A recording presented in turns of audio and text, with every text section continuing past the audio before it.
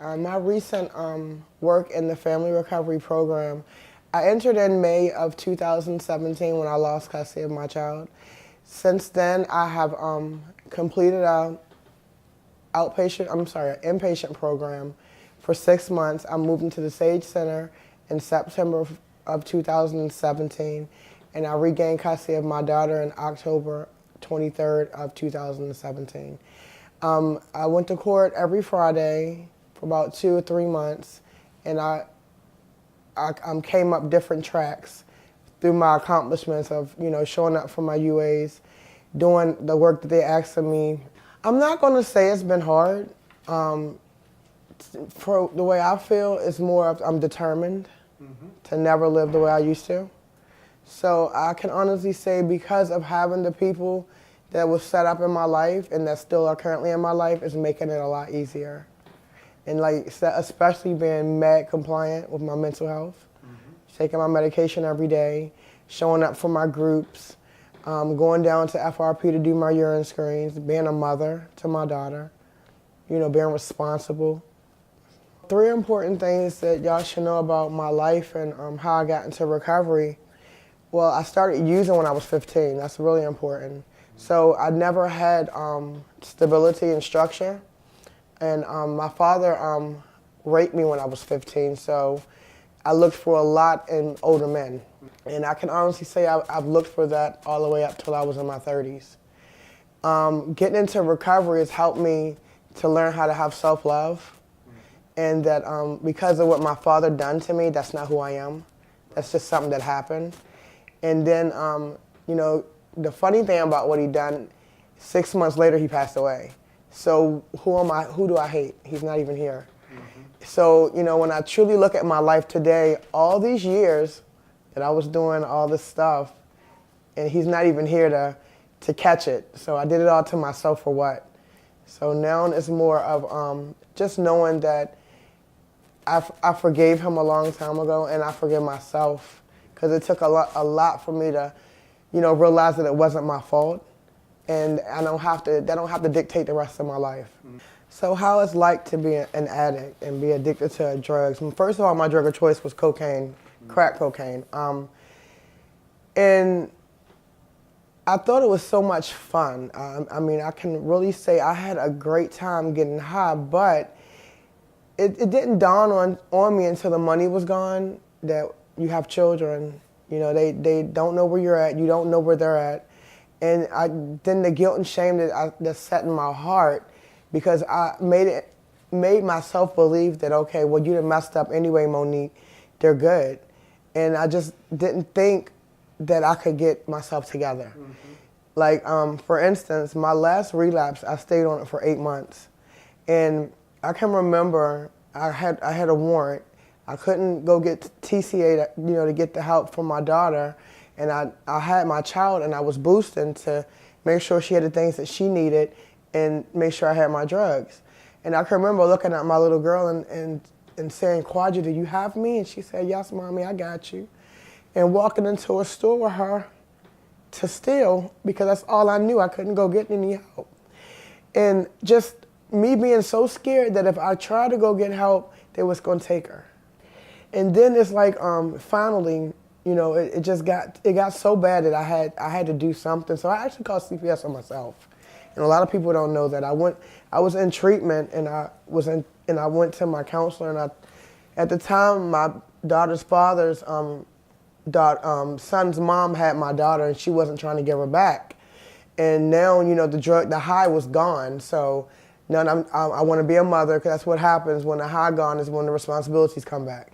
I didn't think about any of this when I was getting high. I didn't think about my children when I was getting high. So now I'm in front of these people, and I didn't know what to do. So I called CPS and told them everything.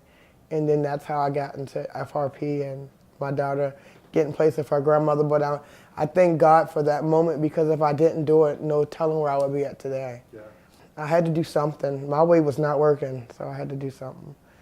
And, I stayed out there for 8 months, and I just, because of the guilt and the shame that was keeping me out there, I just didn't think that I was going to be able to come back and get myself together. And it was more that I didn't want to tell on myself. I didn't want people to find out. Yeah. You know, I didn't look like I was smoking crack. I didn't want nobody to know. It was embarrassing, but of course I did it. And the crazy thing about guilt and shame for me is conjured up in my own mind. You know, I make this stuff up as I'm out there. You know, I can remember just, you know, getting money in my pocket and going and copping and getting the drugs, and it's fun at first. I mean, it's okay because you got the money and you can get high and you have no responsibilities, no problems. But the moment that high start running down and you realize you don't have any more money in your pocket, then you have to do God-forsaken things to get more money. And then you don't want to do it, because I never wanted to sell myself, you know, and do any, or even talk to someone I didn't even know. And it wasn't always about selling yourself, just being someone else for someone so you can gain. I never wanted to do that. But then it's like the minute that the high start wearing down is when the kids stop popping up in my mind. And now I don't want to feel. I don't want to feel like what they're going through, like they're wondering where's their mom, you know? So that's what got the urge, giving me the urge to go right back out there and keep it going and never wanting to come down. Never wanting to come down off the drugs, because the minute the drugs start, you know, dying down is when Jawan, Darius, MIECHV, Michaela, and I see these faces, and it hurts and it haunted me. So and that's what a lot of my, you know, craziness out in my addiction came from, stealing and stealing from people and doing God-forsaken acts with people just so I did not have to feel, to numb out any type of way, just to numb out. And then just knowing, and then I started to get to the point, well, look what I've done. They don't need me anyway. Mm-hmm. So I'm gonna continue doing this. They're better off without me, you know? And I ran off of it. And then it gets to all the bridges I've burned. I don't have anybody. I'm alone. What am I gonna do? I don't know. See, I was the one, I didn't know how to be homeless. You know what I'm saying? I never slept on the street, but I was always homeless. So I had to be the one out in the streets and jumping in cars and doing God knows what to make sure I still had, because that was my way of life. I couldn't just go to a church step and say, look, I need help. I couldn't do that because that was embarrassing to me, you know? Well, CPS has been in my life for a while. I'm with my older children and my child that I have now. And just like when CPS workers come and visit, you know, our homes, and when they get the phone calls or whatever to get into your life, you know, instead of, I think what was wrong with me, I was just so scared that somebody was at my door, and in my mind, you're trying to take my child. You know, just being more compassionate to the person that you're talking to, you know, letting them know that we're not here to hurt you, we're here to help you. You know, and pretty much letting a person know that you don't have to lie. You know, right now is the time that you can tell me everything that you're going through so I can get you the proper help that you need, because whatever you hold, you're going to make it worse for yourself. Because I can remember, and you know, when I had my older children, thinking that they was going to just take my kids, so I wouldn't tell them everything. I held on to some stuff, and holding on to some stuff got me high again. And just to talk to the different workers that will be watching this video, I would like to share a little bit about myself. First and foremost, I'm 38 years old. I've been getting high since I was 15. I have 5 beautiful children. My oldest 4 children got taken from CPS 3 times. You know, and I always blame it on because I was young, or I didn't have, you know, the love and the things that I needed in my family. But at the end of the day, because now when I look at my life from now to, you know, back then, I'm 38, I knew it was right and I knew it was wrong. I just didn't know what to do with my feelings. And to look at it now, and it's really sad, because all I had to do was talk about how I felt. Tell somebody how I felt. I didn't have to pick up drugs, you know. And I look at my life like that because it's people, it's doctors, it's lawyers that's out in the world that probably went through a lot of the things I went through in my childhood but never got high off of anything, and is very successful. So I can't keep making excuses, and I'm saying that because the people that you're going to come across, that's what we do, we make excuses. When we become the adults that we say, you know what, I messed up. It's done. It's over. Just like the guilt and shame. I know I jumped in cars. I know I left my children in school and didn't pick them up one time. I know, you know, I got high in front of my youngest daughter but that's what I did. That's not who I am. So I don't let my past be my present or my future. I've learned how to forgive myself for the things I've done, and just getting up every day doing the things I have to do for me first and my little girl shows that to my older children that that's not the mom that, she's a new person now. She's not the person she used to be back then. So just give people a chance and show some compassion for people that, might not know how to live. And, one thing I've learned about myself, I didn't know how to do a lot of things, and I asked for help, And some people are not going to ask for help, but to let people know that it's okay to ask for help. Thank you.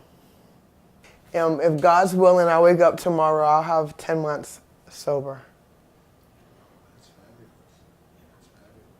fabulous. And I've truly loved every minute of it. And I do want to say one more thing, because I've been I've been sober before. I've had 21 months. I've had a year here and there. But this time is so different because it's not just about, getting clean. I know how to get clean. It's about staying clean. It's not about getting my daughter back. It's about keeping her. So the easy part for me is to stop the drugs. The hard part for me was to learn how to live life on his own terms. And that's why I'm here. Because these people, they help me with this. Like I've said earlier, when I go to one of them, Miss Jocelyn, I need you, she's there. So, and that's the part that I was missing.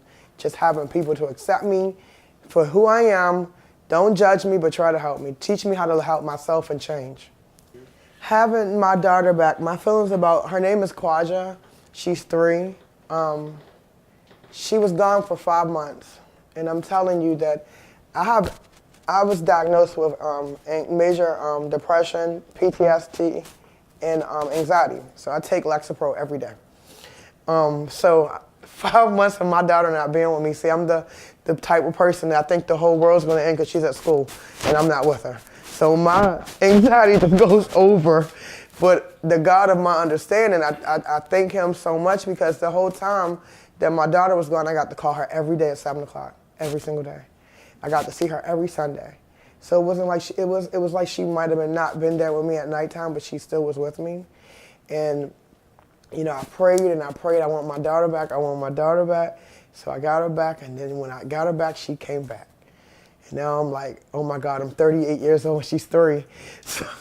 So it's been challenging, not on her part, on my part, because I'd be so tired. Oh my God. And when I put her to sleep, sometimes I fall asleep before she do.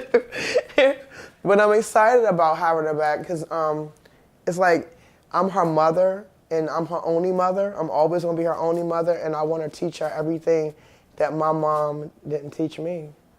So, and a lot of, people don't understand that, my mom was an addict, my father was an addict.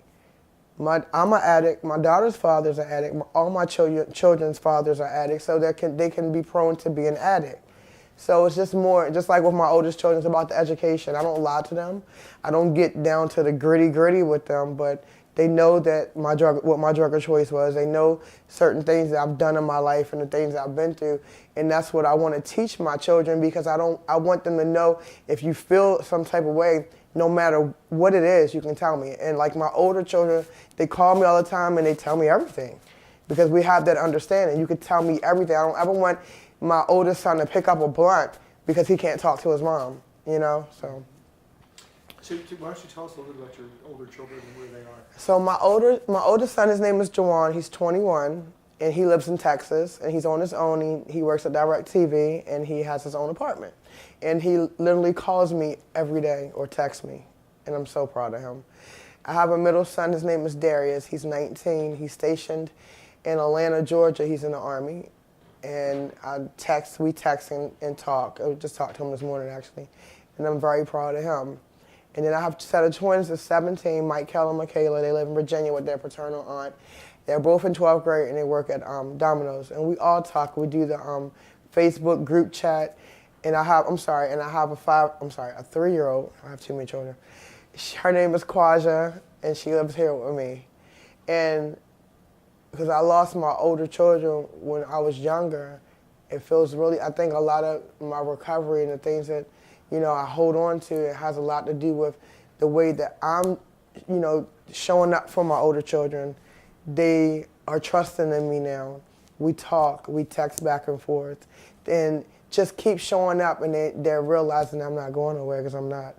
I'm here to stay, and I tell them that, and I show them that, and it's working. It really is.